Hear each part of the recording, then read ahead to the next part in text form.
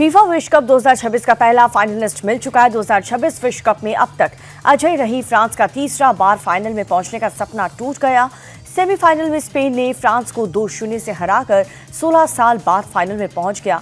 Spain की तरफ से मिकेल ओयारबाज ने 22वें मिनट में गोल दागकर टीम को बढ़त दिला दी। पेड्रो पोरो ने 58वें मिनट में दूसरा गोल करके टीम को जीत के साथ फाइनल का टिकट कटवा दिया। फ्रांस के अबाप्पे का जादू नहीं चल पाया। फीफा के सेमीफाइनल का मुकाबला जहां पर दुनिया भर में करोड़ों लोग इस वक्त देख रहे हैं, वहीं स्पेन का शाही परिवार भी टीवी से चिपका हुआ था। स्पेन के राजा फेलिप अपनी पत्नी क्वीन लेटिजिया के और अपनी दोनों बेटियों के साथ टीवी पर मैच देख रहे थे। पूरा शाही परिवार स्पेन की टीम की जर्सी पहन रखी थी। जैसे ही स्पेन ने फ्रांस पर 2-0 की जीत हासिल की, पूरा शाही परिवार खुशी से झूम उठा और किंग फेलिप, क्वीन और दोनों राजकुमारी ने एक दूसरे को गले भी लगाया।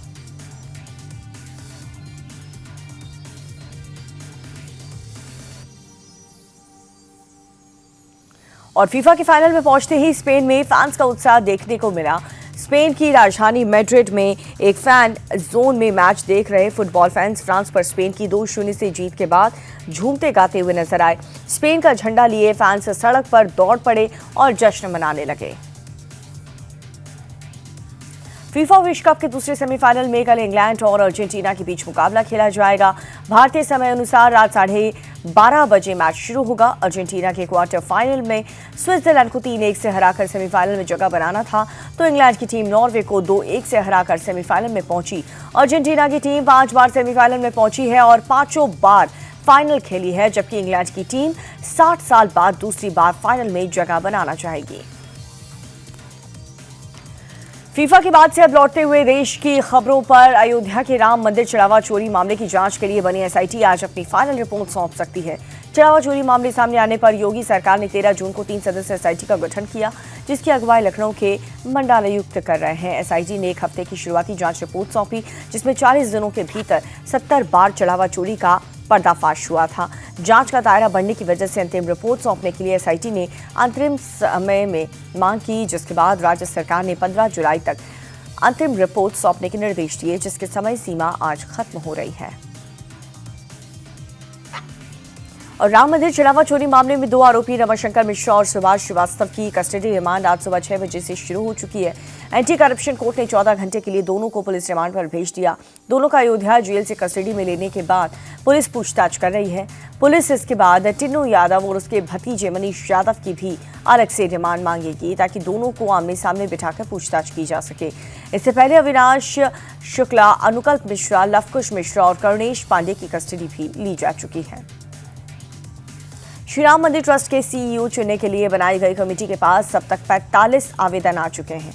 कमेटी के पास देश के अलग अलग राज्य से सीईओ के लिए आवेदन भेजे गए। राम मंदिर ट्रस्ट की और बनाई गई कमेटी ने सीईओ के लिए 18 जुलाई शाम 4 बजे तक बायोडेटा के साथ आवेदन करने को कहा है, जिसके बाद ट्रस्ट समीक्षा कर उम्मीदवार के चयन की प्रक्रिया को आगे बढ़ाएगी। उम्मीदवारों के लिए जो शर्तें तय की गई है, उसके मुताबिक आवेदक की उम्र 50 से 70 साल के बीच होनी चाहिए।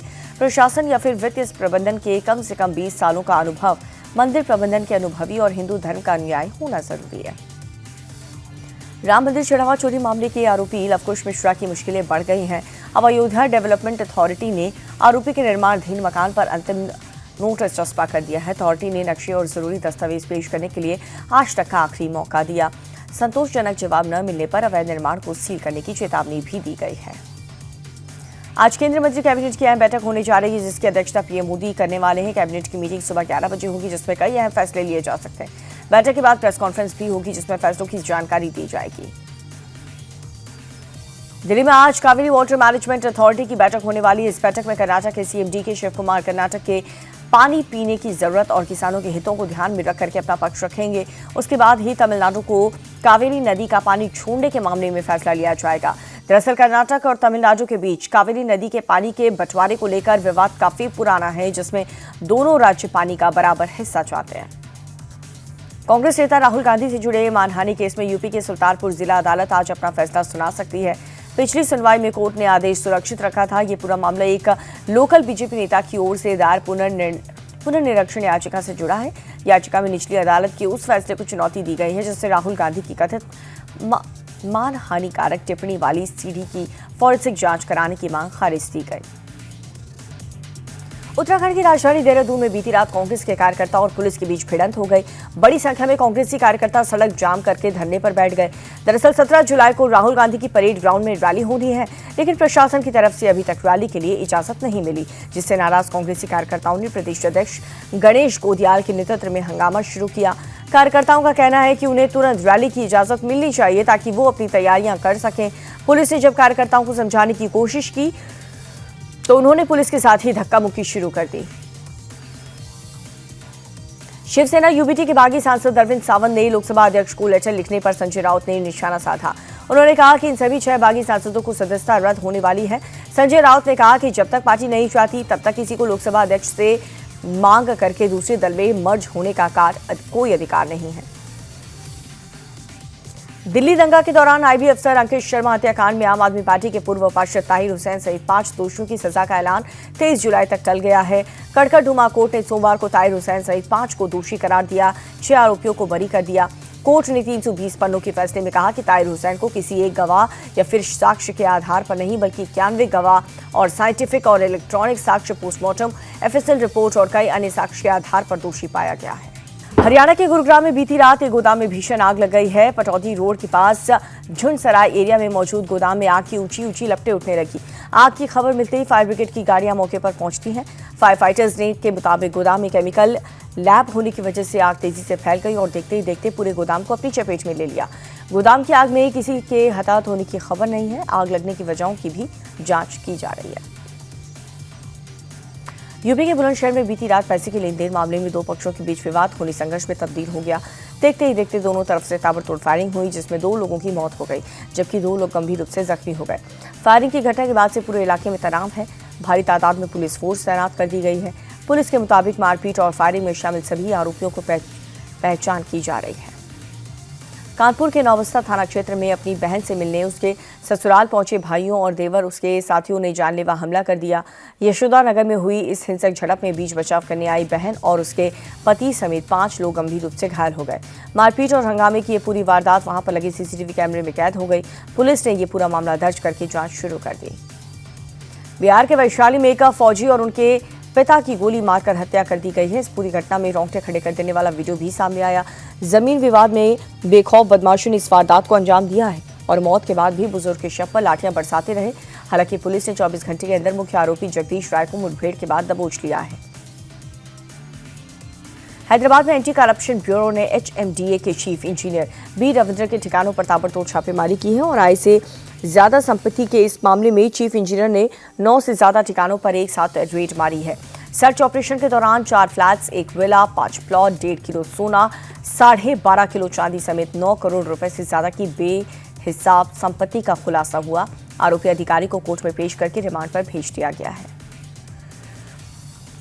तेलंगाना में ACB ने municipal assistant engineer Satish Kumar को रंगे हाथों गिरफ्तार किया है। आरोपी इंजीनियर को एक ठेकेदार से 2 लाख रुपए की रिश्वत लेते हुए उसके घर से दबोचा गया।